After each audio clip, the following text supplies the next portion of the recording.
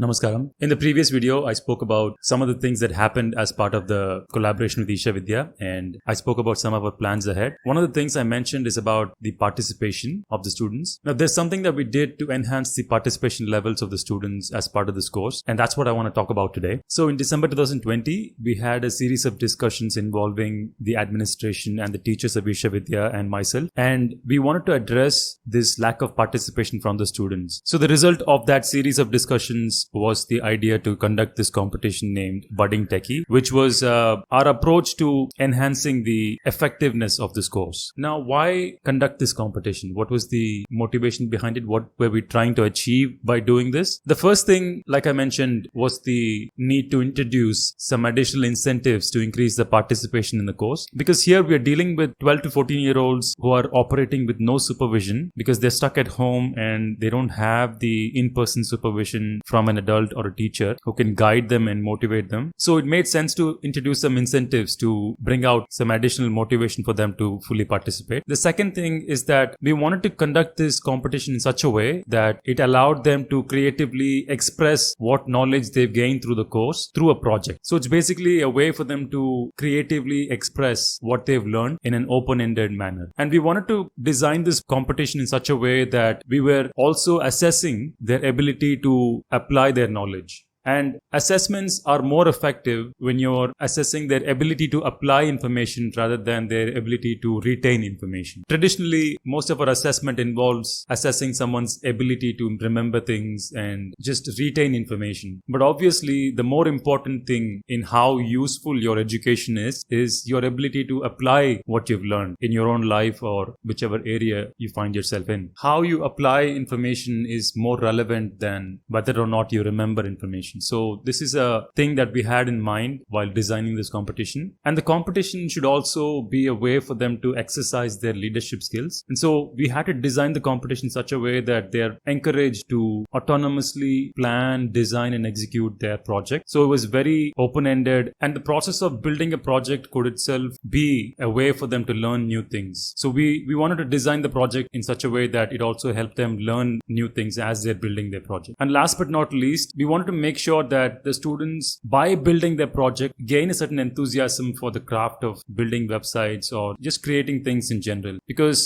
traditionally, when we think of assessment, they're not really doing anything new. And a lot of what they're doing is just predictable and very closed in how much they can do. And so it really doesn't inspire an enthusiasm for what they're learning. So a competition like this that is project-based can really boost their enthusiasm by just simply engaging them in the process of whatever they're doing. And here in this case, we're talking about building websites. So by involving them in the process, by allowing them to spend focused time towards executing a vision of their own, they gain a certain control over the process and they gain a certain appreciation for the process. And the hope is that at the end of the process, they'll want to do it even without any external incentive, just for the fun of it. So those are some of the reasons as to why we wanted to conduct the competition. Now, obviously, in order to fulfill those reasons, we had to design the competition in such a way that it fulfilled those reasons. So in order to incentivize them to participate more eagerly, we introduced some prizes for the competition. So the competition had 3 top winners. So basically, whoever submitted the top 3 projects would get some attractive prizes. I'll show you what those prizes were in a little bit. So 3 prizes for the top projects, and there was 1 assured participation prize for anyone who participated in submitting the project and had a 75% score in the course. So the course has several assignments and each assignment has a certain grading process involved. So whoever scored a cumulative 75% in their assignments and submitted a project will be eligible to receive a guaranteed participation prize. So this was one of the things that we hoped would encourage the students to participate more willingly and eagerly. And we told them that each project will be evaluated based on certain criteria, and we gave them a list of that criteria. So those criteria are complexity, originality, creativity, learning to learn, and code quality. So each of these 5 criteria had 10 points assigned to them, and each project was given a certain number of points on each of these criteria. So each project would get a certain number of points out of the total 50 that you get from adding all of the points that you get from each of the criteria. And whichever project scored the highest number of points would be the top project, and similarly the second and the third top would be chosen like that. Now all of these criteria are sort of self-explanatory, but these were explained in detail with examples and informed to the students when the competition was announced. So they had a sufficient amount of time to not only plan their project but use these as guidelines for how they wish to design their project. Out of these criteria, I do want to emphasize on learning to learn. It does require certain explanation. So learning to learn, I would say, is one of the most important of these criteria because it emphasizes the ability to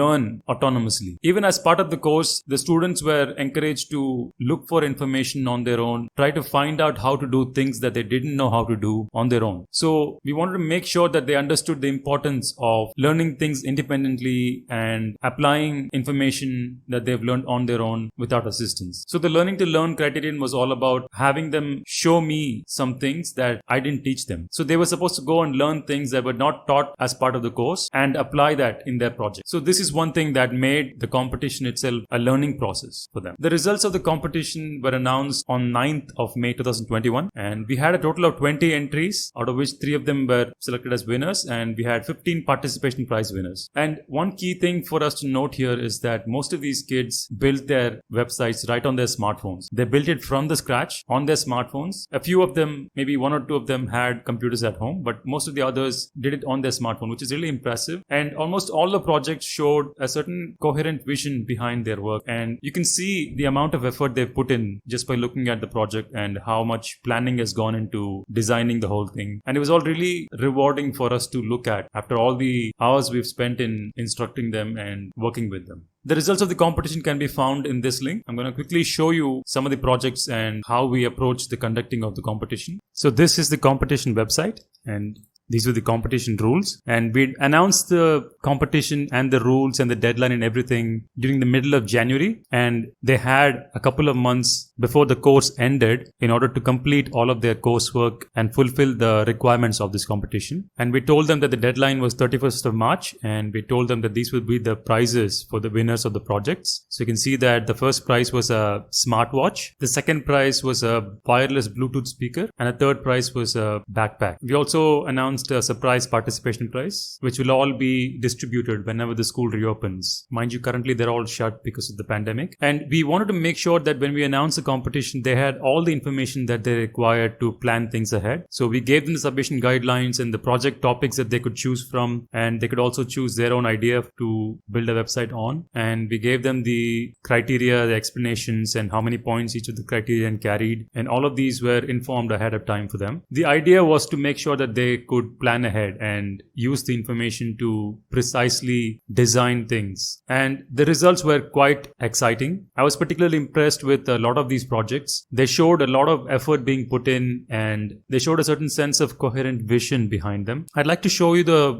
winning entries. By the way, I also gave them a breakdown of what their points constituted and also my remarks on each of the projects. So this was the project that won the first prize. So this was basically a website that offered some information on the IPL tournament in 2020, and there was a lot of information being presented. So the student went through a lot of information, collected that and presented it in a way that was easy to consume. And you can see that this feels like a professional website already, even though this child is just 13 or 14 years old and they've just learned how to build a website. There was a lot of features that they had implemented that was not actually taught as part of the course. So this required a certain level of creativity and initiative to do all of this. So this was the project that won the first prize. The project that won the second prize was actually completely different. And this is the project that won the second prize. You can see that they've added some animations here that was actually never touched upon in the course. And they've actually created a certain concept behind the entire website. And you can almost feel like this could be an actual website out on the internet created by a team of people who have a passion behind this topic. They've basically gone ahead and presented a lot of information about Tamil Nadu's history. And you can see here that they've shown some pictures and some explanations behind the pictures in some animations. So you can see just from the output that they put in a lot of thought into what they wanted to do, and they also put in a lot of effort in executing that vision that they had. If you think this is cool, I would highly recommend that you go through some of the other projects in this site and have a look at what other kids have done. I'm only able to show so much in this video. The third prize went to this project, which was basically created by a student who created a website to promote their YouTube channel. So this student already has a YouTube channel, and they're trying to promote their YouTube channel with a website where they're giving you some information about their channel and some things that they do as part of the channel. So what's impressive about this is that they've actually found a real life use case to apply their web development skills, and they've done a good job of using their knowledge in a real world context, which is really what we need. We need education to be that which is assisting them in their real life, not just to get a certificate that can be used. So this was something that we were really pleased to see, that they've actually used the course content to assist themselves in their life outside the classroom. We have a bunch of other projects here as well. I don't want to go into all of them here, but you're free to have a look at all of these projects and even read through some of my comments on them. A link to this website will be down in the description. I hope you appreciate learning about what we've done with this competition. If you have any questions, please post them down below in the comments and I'll be happy to respond to them. And if you wish to support our initiative, please consider donating or volunteering. You'll find links to both down in the description. Thanks for watching. I'll see you in the next one.